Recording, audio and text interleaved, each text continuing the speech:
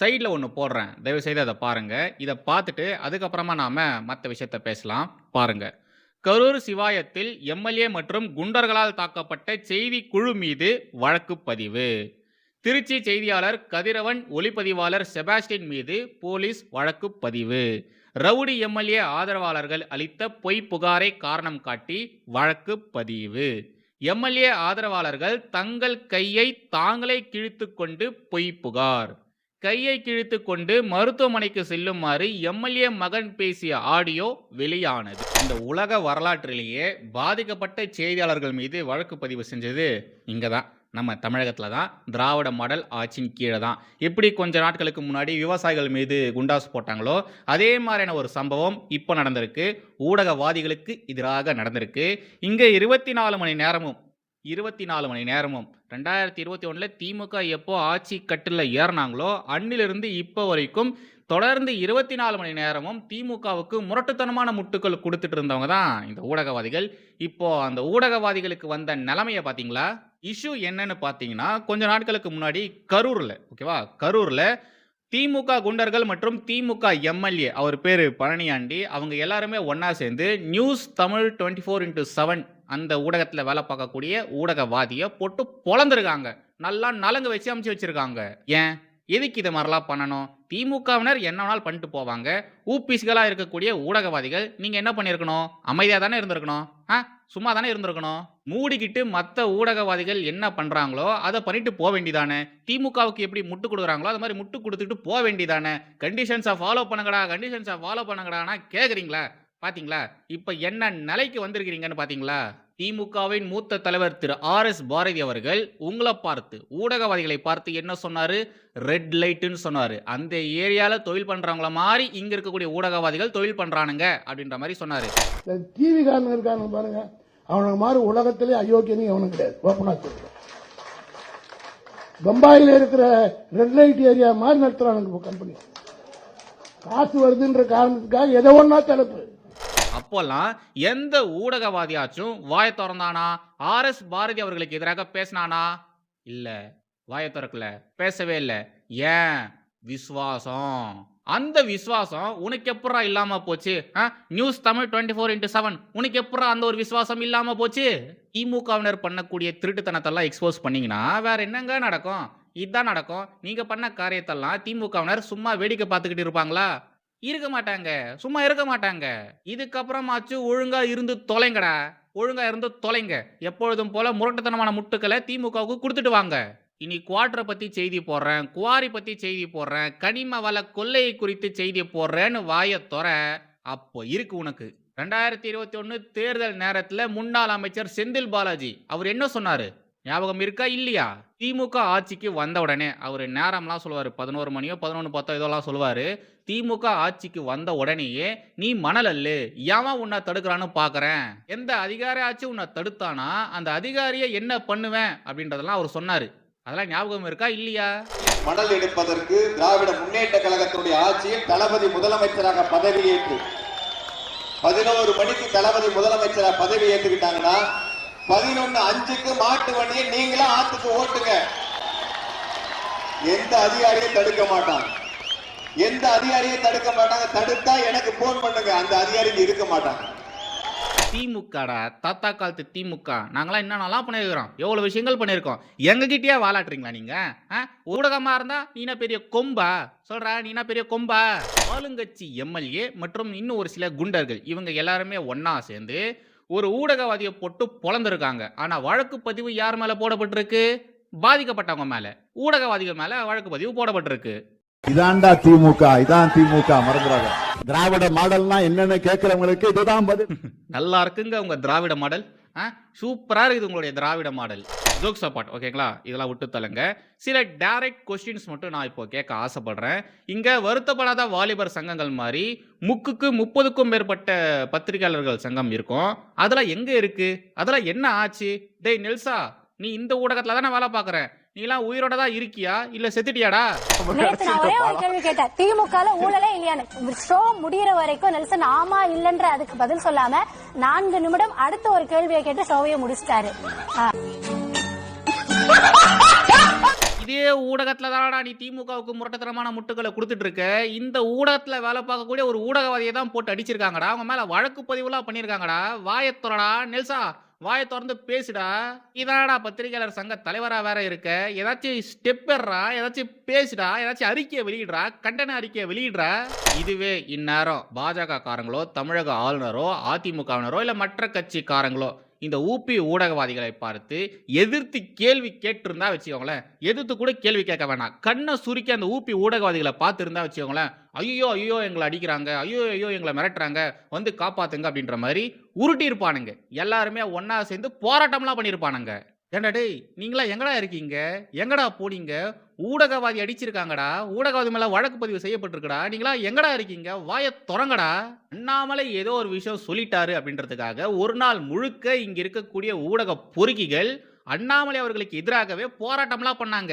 ஹிந்து என்றாம இருக்கார் பாருங்க, அவர் தலைமையில நக்கீரன்லாம் வந்து போராட்டம்லாம் பண்ணாங்க. அவங்களாம் எங்க இருக்காங்க? இப்போ இந்த விஷயத்தை குறித்துல வாயை திறந்து பேசுவாங்களா, பேச மாட்டாங்களா?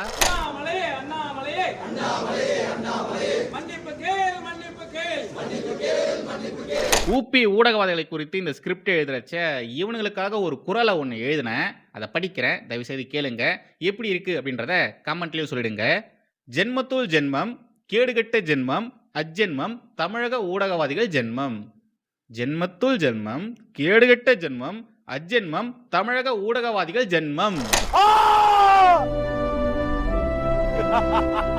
எப்பொழுதும் எதிராசன் வடிவழகு என் இதயத் தொழுதால் இல்லை எனக்கெதிர் இல்லை எனக்கெதிர் இல்லை எனக்கெதிரே.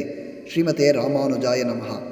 எனதருமை தேசியவாதிகள் அனைவருக்கும் வணக்கம் அண்டு ஜெய் ஸ்ரீராம். திமுக தலைவர் ஸ்டாலினும் சரி, தாவேகா தலைவர் விஜயும் சரி, இவங்க ரெண்டு பேருமே பாஜகவுக்கு எதிராக பேசுறேன்னு தொடர்ந்து உளறிக்கிட்டே இருக்காங்க. அப்படி அவங்க ரெண்டு பேருமே கோரஸா உளர்ன சமீபத்திய உளறல் என்னன்னா, டபுள் இன்ஜின் டப்பா இன்ஜின், டபுள் இன்ஜின் டப்பா இன்ஜின். அதாவது மத்தியிலும் மாநிலத்திலும் பாஜக அரசு இருந்தாலும் அதனால அந்த மாநிலத்துக்கு எந்த விதத்திலையும் யூஸே இல்லை அப்படின்ற மாதிரி சொல்லியிருப்பாங்க. ஒரு படி மேலே போய் நம்முடைய முதலமைச்சர் அவர் என்ன சொல்லியிருந்தாரு, இந்த டபுள் இன்ஜின் மாநிலங்களை விட எங்களுடைய மாநிலம், இந்த திராவிட மாடல் ஆட்சி நடக்கக்கூடிய மாநிலம் சிறப்பாக உள்ளது. பல டபுள் இன்ஜின் மாநிலங்களை பின்னுக்கு தள்ளி சாதனை படைச்சிருக்கு எங்களுடைய திராவிட மாடல் அப்படின்ற மாதிரிலாம் கொஞ்சம் கூட மனசாட்சியே இல்லாம பேசியிருந்தாரு. Let's fact check. மகாராஷ்டிரா மாநிலம் டபுள் இன்ஜின் சர்க்கார் தான். மகாராஷ்டிராவை மிஞ்சியே திராவிட மாடல்னு விளம்பரமா பண்றீங்க. வரேன், இதோ வரேன், டேட்டாவோட வரேன். எரியுதடி மாலா போடு. பல ஆண்டுகளாக உற்பத்தி திறன்ல நம்பர் 1 மாநிலமா இருந்தது தமிழகம் தான். ஆனா எப்போ திமுக ஆட்சி அதிகாரத்துக்கு வந்தாங்களோ அப்பவே அந்த பேரு நாசமா போச்சு. நிதி ஆயோக்கின் 2024 அறிக்கையின்படி இந்தியாவிலேயே அதிகமா ஏற்றுமதி நடக்கிறது மகாராஷ்டிரால தான். இப்போ மகாராஷ்டிரா தான் நம்பர் 1. இதுக்கு மிக முக்கியமான காரணம், அங்க மகாராஷ்டிரால பாஜகவுடைய ஆட்சி நடந்துட்டு இருக்கு, மத்தியில பாஜகவுடைய ஆட்சி இருக்கு, டபுள் இன்ஜின் சர்க்கார் அங்க நடந்துட்டு இருக்கு. இது ஒரு காரணமா இருந்தாலும் இன்னொரு முக்கியமான காரணம் திமுகவின் அலட்சியமான நிர்வாகம். இதுவும் ஒரு முக்கியமான காரணம் தான். வித்தவுட் எனி டவுட் திமுகவும் அதுக்கு ஒரு முக்கியமான காரணம் தான். இந்த ஏற்றுமதி குறித்தான விஷயங்களை எப்படி இவங்க கணக்கு போடுவாங்கன்னா, அதுக்கு ஒரு 4 ஃபார்முலா வச்சிருக்காங்க. 4 டிபார்ட்மெண்ட்டா பிரிச்சு வச்சிருக்காங்க. Policy and governance, business ecosystem, export infrastructures and export performance. இந்த டிபார்ட்மெண்ட்லலாம் இந்த மாநிலங்கள் எப்படிலாம் பர்ஃபார்ம் பண்ணுது அப்படின்ற மாதிரி பர்சன்டேஜ்லாம் வச்சிருப்பாங்க. அந்த பர்சன்டேஜோடைய அடிப்படையில் எந்த மாநிலம் நம்பர் 1ல இருக்கு, எந்த மாநிலம் நம்பர் 2ல இருக்கு அப்படின்ற மாதிரிலாம் இவங்க வகைப்படுத்துவாங்க. இவங்க ஆவரேஜா ஒரு சில பர்சன்டேஜ்லாம் வச்சிருப்பாங்க. அந்த அளவு நாம பர்ஃபார்ம் பண்ணாலே போதும், அந்த மாநிலமானது நல்ல நிலையில இருக்கு, ஏற்றுமதி நல்ல நிலையில இருக்கு அப்படின்ற மாதிரி அர்த்தம். இப்போ ஏற்றுமதி செய்யற மாநிலங்களை எப்படி இவங்க வகைப்படுத்துவாங்கன்னா, எந்த அளவு ஏற்றுமதி நடந்திருக்கு, அனுப்பப்பட்ட பொருட்களுடைய மதிப்பு டாலர்ல எவ்வளவா இருக்கு, வருஷா வருஷம் அந்த அளவானது அதிகமாகதா கம்மியாகுதா அப்படின்ற மாதிரிலாம் இவங்க எல்லாத்தையுமே செக் பண்ணிட்டே இருப்பாங்க. அதே மாதிரி ஏற்றுமதிக்கு தயாரா இருக்கக்கூடிய மாநிலங்களை எப்படி இவங்க வகைப்படுத்துவாங்கன்னா, ரேங்கிங் பண்ணுவாங்கன்னா, அவங்களுடைய ஃபங்க்ஷன்ஸ் எப்படி இருக்கு, உள்கட்டமைப்பு வசதிகள் எந்த அளவு வேகமா நடந்துட்டு இருக்கு, சரக்குகள் எந்த அளவு வேகமா மூவ் ஆயிட்டு இருக்கு, அதுக்கப்புறமா அவங்களுடைய பொருளாதார கட்டமைப்பு கொள்கைகள் எப்படி இருக்கு, பிசினஸ் ஈகோசிஸ்டம் நல்லா இருக்கா இல்லையா அப்படின்ற மாதிரிலாம் செக் பண்ணுவாங்க. இதுல எப்படி மகாராஷ்டிரா நம்பர் 1 பிளேஸுக்கு வந்தாங்க? ஏகப்பட்ட போட்டிகள் இங்க நடந்துட்டு இருக்கு. இந்தியாவுக்குள்ளேயே பல மாநிலங்களுக்கு நடுவே ஏகப்பட்ட போட்டிகள் நடந்துகிட்டு இருக்கு. எல்லாத்தையுமே பீட் பண்ணி, எல்லா மாநிலத்திலுமே பீட் பண்ணி மகாராஷ்டிரா எப்படி ஃபர்ஸ்ட் பிளேஸுக்கு வந்தாங்க? Very simple. பொருளாதார கட்டமைப்பு, மத்திய அரசு கூட நல்ல முறையில உறவுல இருக்காங்க. தேவையில்லாத வெட்டி அரசியல் இவங்க பண்றதே கிடையாது. மாநில வளர்ச்சியில இவங்க முழு கவனத்தை செலுத்துறாங்க. மற்ற விவகாரங்களை டைவர்ட் ஆகாம மாநில வளர்ச்சி, பொருளாதார வளர்ச்சியில இவங்க எல்லாருமே ஃபோக்கஸ் பண்ணியிருந்தாங்க. இதனால தான் மகாராஷ்டிரா நம்பர் 1 இடத்துக்கு வந்திருக்கு. இதுதான் டபுள் இன்ஜின் சர்க்கார். இதுதான் டபுள் இன்ஜின் சர்க்கார். டபுள் இன்ஜின் டப்பா இன்ஜினா சொல்றீங்க? டபுள் இன்ஜின் டப்பா இன்ஜின் கிடையாது. அப்பா ஆட்சி தான் டப்பா ஆட்சி, தகர டப்பா ஆட்சி. தமிழகம் இதுக்கு முன்னாடி எவ்வளோ விவகாரங்கள்ல நம்பர் 1 பிளேஸ்ல இருந்தாங்க, எவ்வளோ டிபார்ட்மெண்ட்ல அவங்க நம்பர் 1 இருந்தாங்க. ஆனா இப்போ கடன் வாங்குறதுல இந்தியாவிலேயே தமிழகம் தான் நம்பர் 1 இடத்துல இருக்கு. கடன் வாங்குறதுல தான் இப்போ தமிழகம் நம்பர் 1ல இருக்கு. திமுக இல்லாத வரைக்கும் தமிழகம் ஏற்றுமதியில நம்பர் 1 மாநிலமா இருந்திருக்கு. உற்பத்தி திறன்ல தமிழகம் நம்பர் 1 மாநிலமா இருந்திருக்கு. இப்ப திமுக ஆட்சிக்கு வந்ததுக்கு அப்புறமா உற்பத்தியிலும் சரி, ஏற்றுமதியிலும் சரி தமிழகம் 2வது இடத்துக்கு தள்ளப்பட்டிருக்கு. இதுக்கு காரணம் பொருளாதார வளர்ச்சியில இவங்க பெருசா கவனத்தை செலுத்தவே இல்லை. இங்க தொழில் முனைவோர்கள் இருப்பாங்க இல்லையா, அவங்களுக்கு தேவையான அடிப்படை வசதிகளை இவங்க செஞ்சு தரவே இல்லை. முக்கியமா பொருளாதார கட்டமைப்பு, பொருளாதார உள்கட்டமைப்பு இருக்கு இல்லையா, அது ரொம்ப ரொம்ப மோசமா இருக்கு.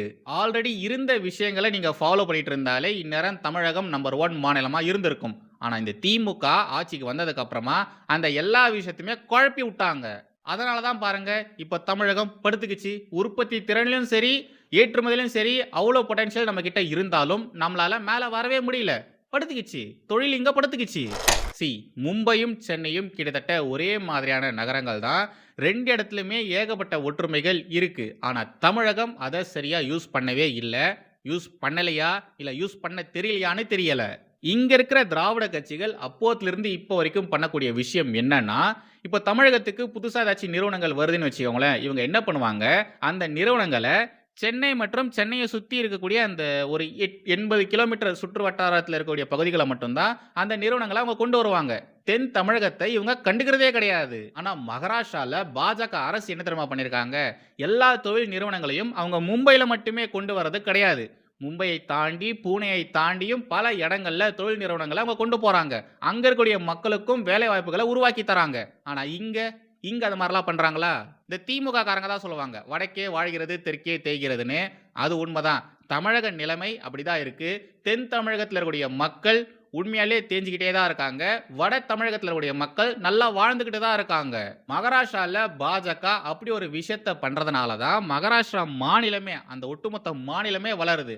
ஆனா தமிழகத்துல சென்னை, கோயம்புத்தூர், சென்னையை சுற்றி இருக்கக்கூடிய பகுதிகள், அப்புறம் கோயம்புத்தூர் பக்கத்தில் இருக்கக்கூடிய பகுதிகள், திருப்பூர், இது மாதிரியான இடங்கள் மட்டும்தான் வளருது. ஆனா மற்ற இடங்கள் வளரதே கிடையாது. அங்களுடைய மக்கள் அங்கிருந்து டிராவல் பண்ணி இங்க உட்காந்துட்டு வேலை பார்க்கறாங்க. பாவம், அவங்க அவ்வளோ தூரத்துல இருந்து இங்க வந்து வேலை பார்க்கறாங்க.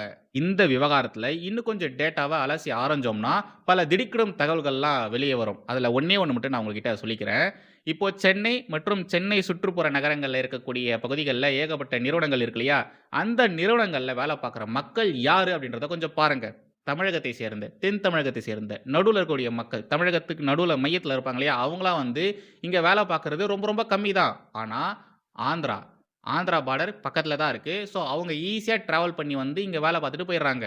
ஆந்திராலேருந்து சென்னை வரத்துக்கு 4 மணி நேரம் 5 மணி நேரம் தான் ஆகுது. ஆனால் தென் தமிழகத்திலிருந்து சென்னை வரத்துக்கு எவ்வளோ நேரம் ஆகுது யோசிச்சு பாருங்க. அப்போது இங்கே தமிழகத்தில் நிறுவனங்கள் இருக்குது. ஆனால் தமிழக மக்கள் அந்த நிறுவனத்தில் பெருசாக வேலை பார்க்குறது இல்லை. வேலை பார்க்குறாங்க, பட் அந்த ரேஷியோவை பார்த்தீங்கன்னு வச்சுக்கோங்களேன், தமிழகத்தை சேர்ந்தவர்களை விட அண்டை மாநிலங்களை சேர்ந்தவங்க தான் நிறைய பேர் இருக்காங்க. இவங்கெல்லாம் சொல்கிறாங்க இல்லையா டபுள் இன்ஜின் டப்பா இன்ஜின்னு. உண்மையாலேயே இவங்க ஆட்சி நடக்கக்கூடிய இங்கே தான் டப்பா டான்ஸ் ஆடிட்டு இருக்கு. டபுள் இன்ஜின் ஆட்சி நடக்கக்கூடிய மகாராஷ்டிரா டாப்ல தான் இருக்கு. மகாராஷ்டிரா மாநிலத்துடைய பொருளாதாரம் எவ்வளோ வேகமாக வளருது தெரியுமா? நீங்கள் இங்கே உட்காந்துக்கிட்டு பாஜகவை கடிக்காம டபுள் இன்ஜின் சர்க்கார்னு சொல்லி கேலி கிண்டல் பண்ணி நேரத்தை வீணடிக்காம தயவு செய்து அவங்களுடைய பொருளாதார மாற்றங்கள் எப்படி இருக்கு அப்படின்றத பார்த்து பாடம் கற்றுக்கோங்க.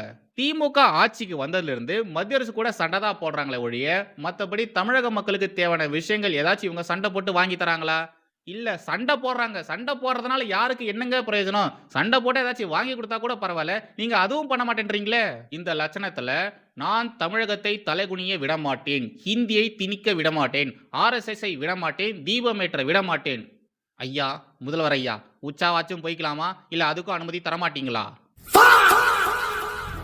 இப்போ உங்களுக்கு இன்னொரு டேட்டாவை சொல்றேன், அது இன்னும் ஷாக்கிங்கா இருக்கும் பாருங்க. ஏற்றுமதியில தமிழகத்தின் ஸ்கோர் என்னன்னா 64.41. ஓகேங்களா? மகாராஷ்டிராவுடைய ஸ்கோர் என்னன்னா 68.01. அந்த வித்தியாசத்தை பாத்தீங்களா? வெறும் 4 தான், 4% தான் வித்தியாசம். திமுக ஆட்சியில ஏற்றுமதி அதிகமாகல, உற்பத்தி திறன் அதிகமாகல, ஆனா பெர்ஃபார்மன்ஸ் ஒஸ்டா இருக்கு, செலவுகள் அதிகமாயிருக்கு, கடன் அதிகமாயிருக்கு. இவ்வளோ விஷயங்கள் இங்க நடந்திருந்தாலும் ஸ்டில் தமிழகம் 2வது இடத்துல இருக்கு. ஓகேங்களா? 2வது இடத்துல இருக்கு. உண்மையாலே நாம நம்முடைய தமிழக மக்களை பாராட்டியே ஆகணுங்க. திமுக அரசு அவங்களுடைய நிர்வாகத்தை கொஞ்சம் ஒழுங்கா பார்த்துருந்தாங்கன்னு வச்சுக்கோங்களேன், இல்லைனா ஆல்ரெடி இருந்த விஷயத்த ஃபாலோ பண்ணியிருந்தாங்கன்னு வச்சுக்கோங்களேன், இப்போ வரைக்கும் இந்த விவகாரத்தில் ஜவுளி ஆடைகள் ஏற்றுமதியில மற்ற பொருட்கள் உற்பத்தியில தமிழகம் நம்பர் 1 பிளேஸ்ல தான் இருந்திருக்கும். தமிழகத்தில் இருக்கக்கூடிய மக்கள் அவங்களுடைய வேலையை அவங்க தொடர்ந்து பார்த்துக்கிட்டே தான் இருக்காங்க. இயற்கையாகவே நம்மளுடைய தமிழக மக்கள், தமிழர்கள் இவங்க எல்லாருமே திறன் மிக்கவர்கள் தான். இங்க இருக்கக்கூடிய ஆட்சியாளர்கள் இவங்க அந்த மக்களை ஜஸ்ட் ஃபைன் டியூன் பண்ணாலே போதும், அவங்களுக்கு தேவையான விஷயங்களை செஞ்சு கொடுத்தாலே போதும், அந்த மக்கள் இன்னும் கடுமையா உழைப்பாங்க, தமிழகத்துடைய வருமானத்தை இன்னும் அதிகப்படுத்துவாங்க. இது மாதிரியான விஷயங்கள் பண்றதுக்கு தான் இங்க ஆளே இல்லை. ஒரு நாள் இல்லை ஒரு நாள் கண்டிப்பா பாஜக இங்க ஆளுங்கட்சியா வரும், தமிழகத்தை பாஜக ஆளும். அப்போ மறுபடியும் தமிழகம் நம்பர் 1 மாநிலமாக உச்சத்துக்கு போகும். அந்த நாள் ரொம்ப தூரம்லாம் இல்லை, சீக்கிரமாவே வரப்போகுது.